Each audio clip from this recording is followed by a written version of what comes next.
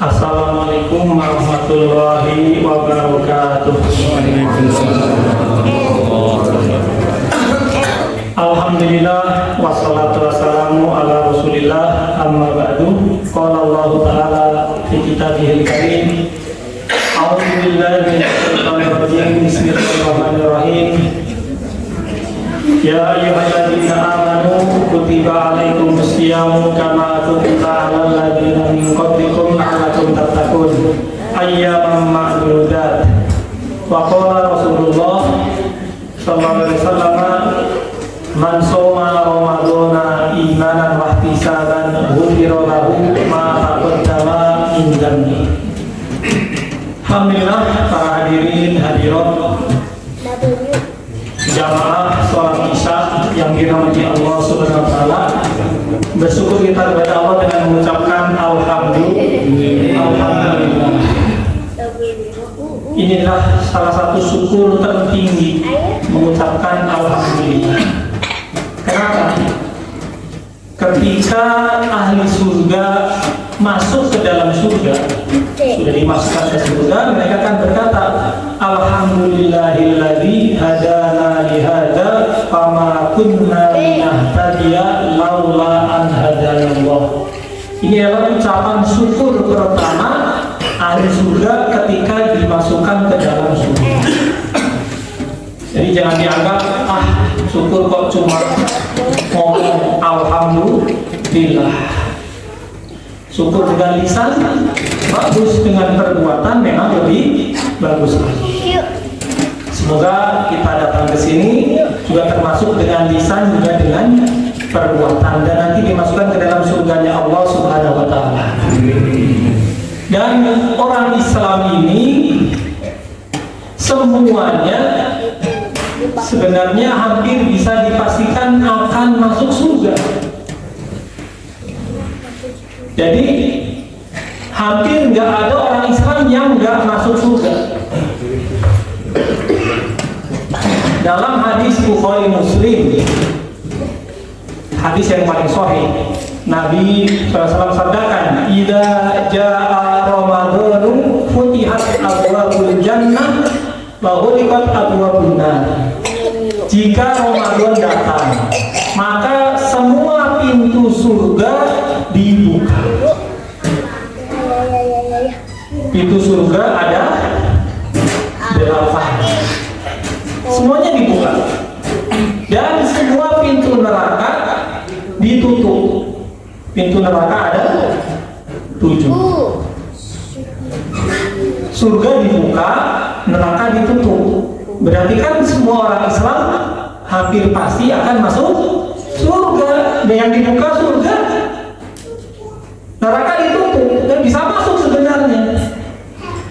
Wasubidalis syayatin, dan setan-setan akan diikat di rantai pada bulan Ramadan. Dalam hadis lain dikatakan dilemparkan ke lautan sehingga tidak bisa mengganggu manusia sebagaimana pada bulan-bulan lain. Ada yang bertanya, kok masih ada juga yang maksiat, yang berbuat dosa pada bulan Ramadan?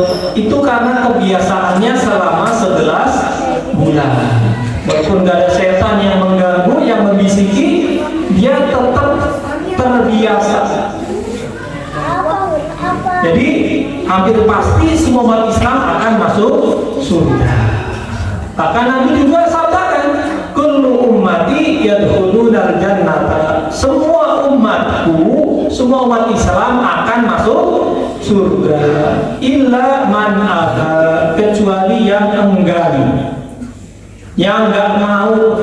Maka sahabat heran, "Fama ya'ba ya Rasulullah, siapakah orang yang tidak mau masuk surga?" Nabi menjawab, "Man ata'ani dakhalal jannah." Orang yang taat kepada aku, mengikuti Nabi, akan dijamin pasti masuk surga. Wa man asani faqad aba. Barang siapa bermaksiat, enggak taat, enggak ikut Nabi, durhaka, bermaksiat, maka dia enggak mau masuk surga.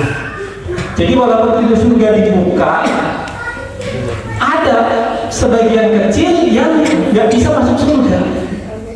Kenapa? Karena dia sendiri nggak kepingin, nggak mau masuk ke dalam surga. Siapa mereka? Orang yang melakukan dosa besar, disuruh puasa nggak puasa, disuruh sholat nggak sholat. Islam agamanya ada nggak kira-kira? Ada, berarti dia nggak mau masuk surga. Nabi sendiri sudah jelaskan. Bahkan dalam Al-Quran surat An-Nisa 31 Allah juga jamin orang yang mengamalkan Islam, menjalankan yang wajib, dia dijamin pasti masuk surga. In tajtanibu kaba'ira ma tunhauna anhu nukaffir ankum sayyi'atikum. Jika kalian meninggalkan dosa-dosa besar yang telah kami haramkan. Syarat pertama, meninggalkan dosa besar. Dosa besar itu banyak. Dalam kitab Al-Kabair, Imam Ad-Dhahabi menulis ada 70 lebih dosa besar. Bapak Ibu boleh beli kitabnya online, banyak. Tulis saja dosa-dosa besar, buku atau kitab dosa-dosa besar Imam Dhahabi khususnya yang ulama dahulu, ulama salaf dahulu. Itu 70 lebih dosa besar, dan kita minimal harus tahu dosa itu dan usahakan jangan melakukan dosa tersebut. Biar apa? Tadi Allah firmankan, kalau kalian meninggalkan dosa besar yang kami telah haramkan, yang kami telah larang, dan melaksanakan yang wajib, tentunya yang wajib cuma sholat. Yang rukun Islam yang 5 kan? Syahadat jelas sudah Islam semua. Yang kedua, setiap hari hanya sholat 5 waktu. Puasa hanya bulan Ramadan aja. Zakat kalau mampu. Kalau pendapatannya banyak, gajinya gede, dagangnya untung banyak. Kalau nggak mampu malah dapat zakat, dizakatin 5 zakat. Haji juga kalau mampu. Jadi yang wajib cuma puasa tiap hari, sholat tiap hari. Kalau dia nggak mau juga berarti dia memang nggak mau masuk surga. Allah lanjutkan, nukaffir ankum sayyi'atikum. Jika kalian meninggalkan dosa besar yang diharamkan dan tentunya mengerjakan yang wajib, kami akan ampuni dosa-dosa kecil kalian. Lalu tilkum mudkhalan karimah, dan kalian akan dimasukkan ke tempat yang paling mulia, yaitu surganya Allah Subhanahu wa ta'ala. Jadi kata ulama, masuk surga itu mudah.